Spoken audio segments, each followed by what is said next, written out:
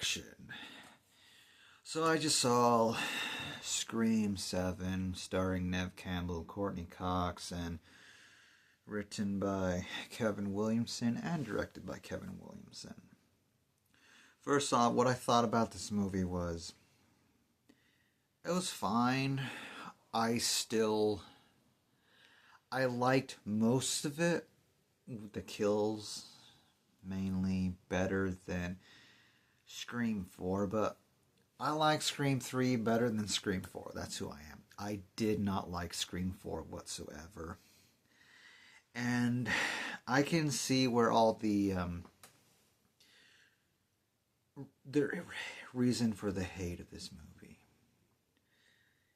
It is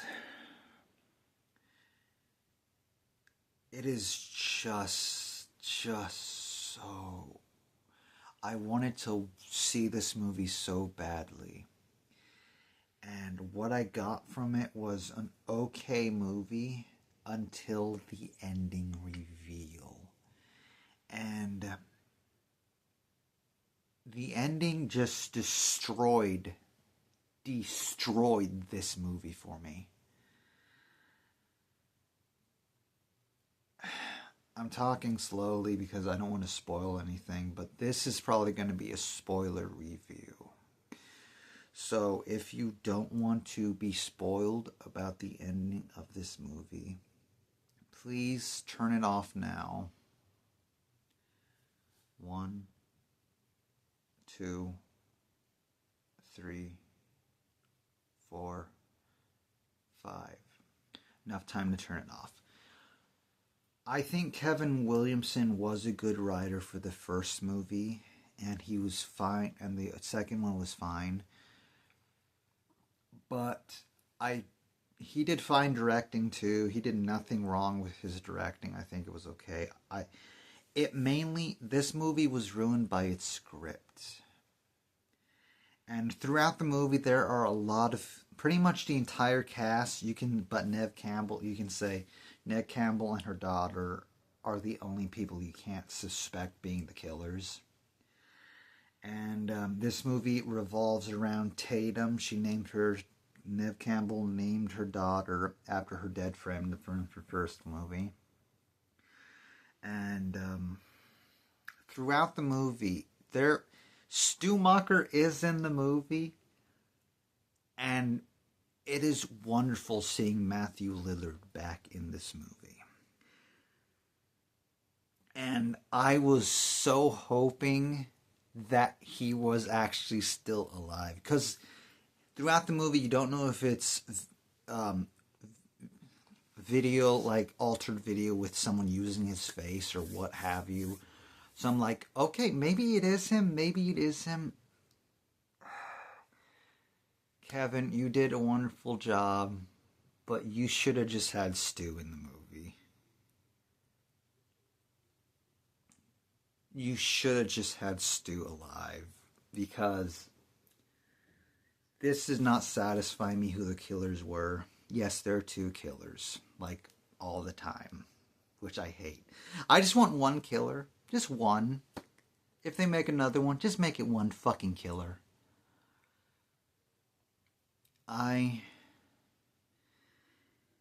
Throughout the movie, there is a son and mom duo. The son is the creepy guy who you suspect is the killer. The boyfriend comes out. Tatum's boyfriend comes out of the window as a Billy Loomis homage. He does it. He even says that. And I suspect it would be those two. I suspect it would be him, the kid, the creepy kid, and his mom. Because I'm like, okay, it has to be him. Then,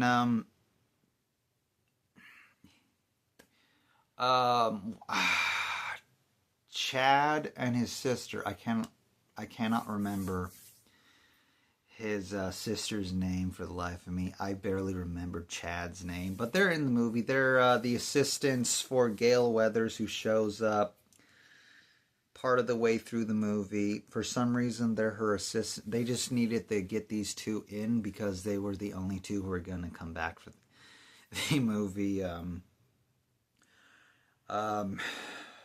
but they end up going to the bar where Tatum and all her friends are, all the suspects in one bar, pretty much, and they all get fucking killed,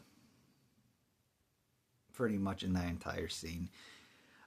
Chad and his sister live.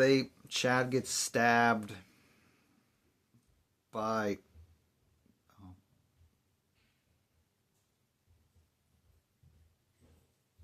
Oh, that's my next door neighbor. I thought it was someone coming up to talk to me.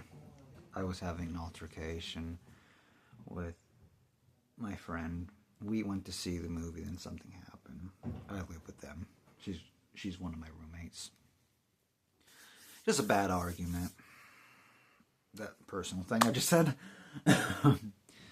But it happens all the time. Don't worry about it. And he gets stabbed. His sister gets cut in the stomach. They live. And I can't remember any of these fucking guys' name except for Chad and Tatum, the new people. And the suspect kid, he gets stabbed. He falls to the ground in pain. The girl he likes, she gets tossed around and knocked off the bar onto some glass. She gets stabbed in her throat. Then the kid who you think is the killer I thought was part of the movie, he gets his head jammed into a beer thing. And I'm going to reveal who the killers are. And the reveal and the reason is so stupid. One of the killers was the kid's mom, who was in 3 scenes, not on very long. Longest scene she was in was talking to Sydney at the beginning of the movie, and that was like, I'm going to say 2 minutes. She was in another scene where she had maybe a line or two. Then another line or two, just a throwaway character. She's one of the killers. She's the mastermind killer, I would say. And the second killer is this guy who literally had 1 scene at a mental hospital. He was either 40, he was in his late 40s or early 50s. So, and the one who killed the kid weighed probably more than me. He was pretty tall, big build. And his tiny mother lift him by his fucking head off the ground and into the beer pulley thing that they have at bars. And the reason they gave that she's able to do all this hard killing work is because she does Pilates. That's in so many of these new slasher movies where it's a female killer, they give them the dumbest reason why they're able to fucking kill and lift people twice their size. Okay, I believe she is stronger than the girl who killed Dewey in the 2020 movie, because that girl was stick thin. I couldn't believe, I hated that too. I just don't like the reveal of the female killers in these movies. It's just, they're doing so... For one thing, I can only suspend my disbelief. The person they have in the costume is normally a stuntman, and the stuntman's normally over 6 feet tall or 6 feet tall. So, the guy could pull it off. He was a sizable guy. So I believe he could have been the guy in the costume. But the girl, as soon as they, I kid you not, when the mask is still on, they're both in the same frame, and she's the one holding the knife to Tatum because they have her tied down and everything. And And I kid you not, when she takes off the mask, the the person in the Ghostface costume literally changes physically, facially, and everything. It's like, I'm like, oh shit, it is the mom. Before she even took off the costume. Because I could tell, oh, that's a woman's frame. That's a much smaller person than the person they had in the Ghostface costume. It's like,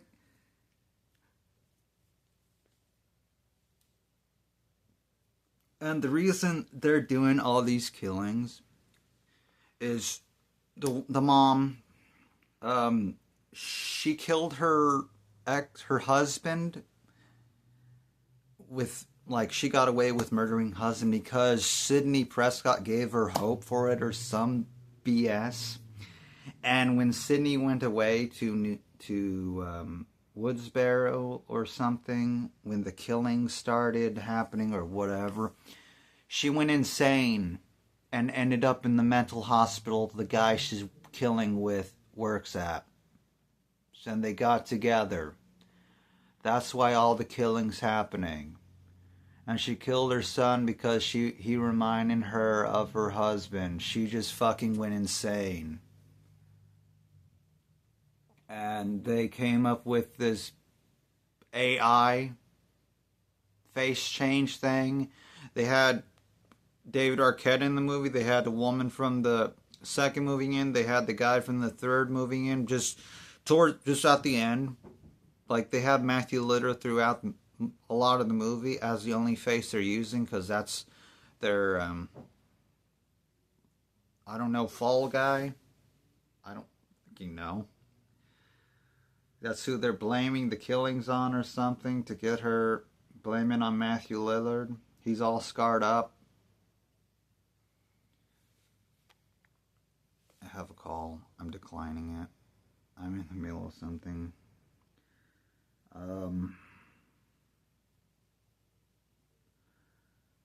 I did not like this movie. I hope they need to evolve such movies from Sydney, because I can't see them doing anything else. Her husband got stabbed a lot. I thought he died. He was alive. I'm out of energy now talking about this movie. Wait for it to come out on streaming. It's a disappointment. Thank you.